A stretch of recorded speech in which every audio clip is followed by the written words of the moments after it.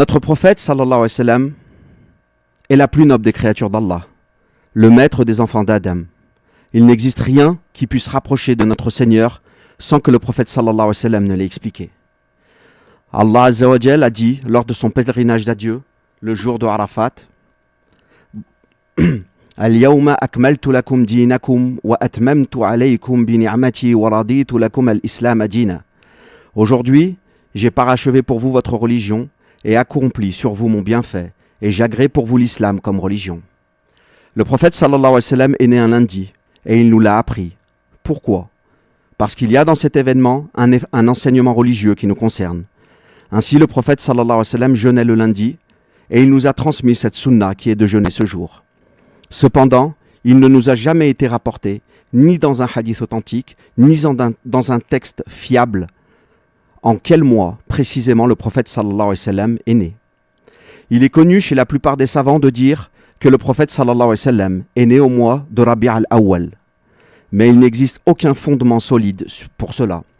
En effet, le prophète sallallahu alayhi wa sallam n'a jamais mentionné lui-même le mois de sa naissance et aucun des compagnons n'a rapporté avec certitude à quel mois elle correspondait.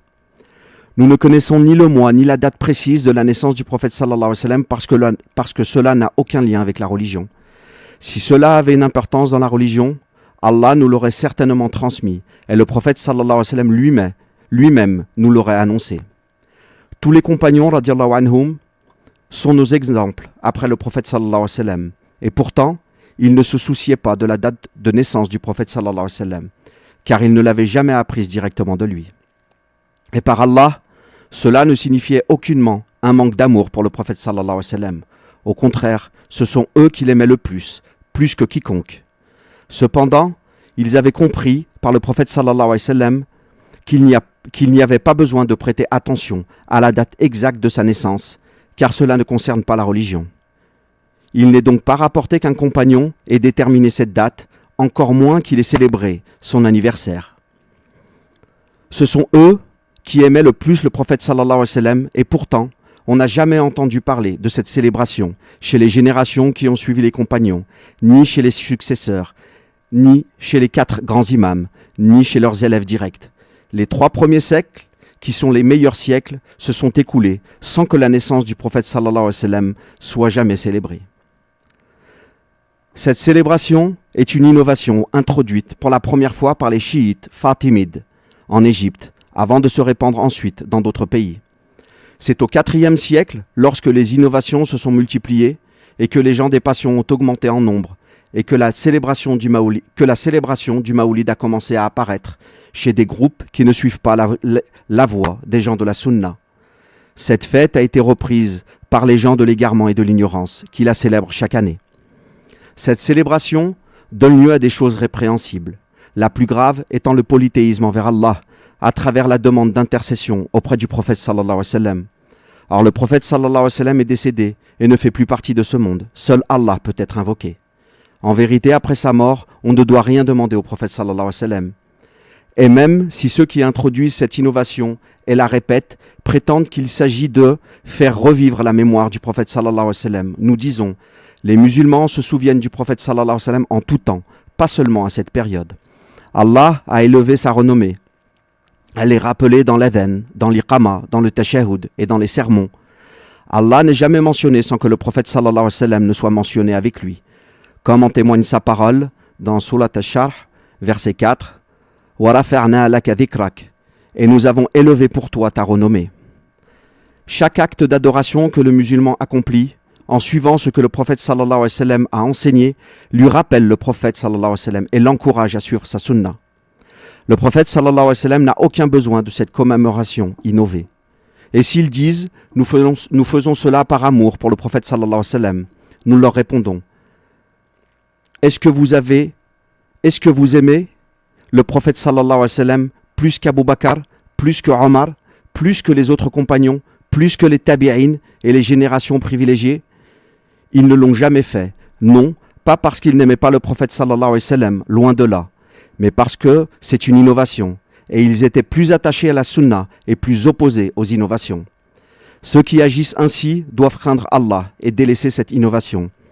Par Allah, il est impossible que la vérité disparaisse des paroles de notre prophète sallallahu alayhi wa sallam. Et il est impossible que la vérité soit absente chez les compagnons du messager d'Allah sallallahu alayhi wa sallam et les premiers siècles privilégiés qui ont suivi. Ce qui nous est demandé, c'est de suivre le prophète sallallahu alayhi wa sallam. Quiconque aime Allah doit suivre le messager d'Allah sallallahu alayhi wa sallam. Et quiconque aime le messager d'Allah sallallahu alayhi wa sallam doit l'imiter dans ce qu'il faisait et ce qu'il laissait. Allah a dit dans le Coran, dans Surat Ali Imran, verset 31, قُلْ إِن كُنْتُمْ تُحِبُّونَ اللَّهَ فَاتَّبِعُونِي يُحْبِبُكُمُ اللَّهُ. Dis, si vous aimez vraiment Allah, suivez-moi. Il faut s'attacher fermement à la sunna et savoir que personne ne peut devancer le prophète sallallahu alayhi wa sallam dans le bien. Il n'y a pas de bien dans ce monde qu'il n'ait fait, ni de bien dans la religion qui n'ait accompli ou indiqué. Si nous cherchons dans la sunna du prophète sallallahu alayhi wa sallam et que nous constatons qu'il n'a pas fait quelque chose, ni ne l'a recommandé, alors nous savons avec certitude que cela n'est pas un bien et que cela ne fait pas partie de la religion. Nous disons à nos frères qui célèbrent le Maoulid, est-ce une célébration religieuse ou juste une tradition?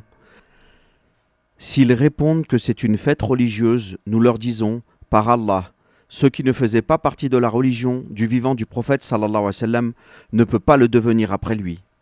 Et s'ils disent, nous célébrons le Maoulid comme une tradition ou un divertissement, nous répondons que la position de notre prophète sallallahu alayhi wa sallam est bien trop noble et honorable pour qu'une affaire le concernant soit réduite à une simple tradition ou un divertissement. Et si quelqu'un célèbre le Maoulid sans commettre d'acte interdit, nous dirions quand même que c'est interdit. Et nous avons précédemment expliqué pourquoi. Ils ont introduit dans les célébrations du Maoulid de graves interdits, jusqu'à faire entrer des instruments de musique dans les mosquées, sous prétexte de fêter cette occasion. Est-ce que quelqu'un de sensé peut penser que cela fait partie de la religion d'Allah? Non, jamais. C'est pourquoi tout musulman doit craindre Allah et revenir à la sunna de notre prophète sallallahu alayhi wa sallam. Par Allah, si nous nous occupions uniquement des pratiques authentiques transmises par notre prophète sallallahu alayhi wa sallam, nos vies seraient bien remplies et nos actions ne cesseraient jamais. Nos paroles s'uniraient et nos cœurs se rapprocheraient. Mais les innovations nous divisent, nous déchirent et font que le musulman en vienne à haïr son frère musulman à cause d'elles. L'innovation et la sunna, ce sont elles qui nous séparent ou nous unissent. Si nous revenions à la sunna de notre prophète sallallahu alayhi wa sallam, que nous la suivions, la recherchions, la mettions en pratique, notre foi grandirait, nos paroles s'uniraient, nos cœurs se rapprocheraient et nous serions épargnés de nombreuses divisions.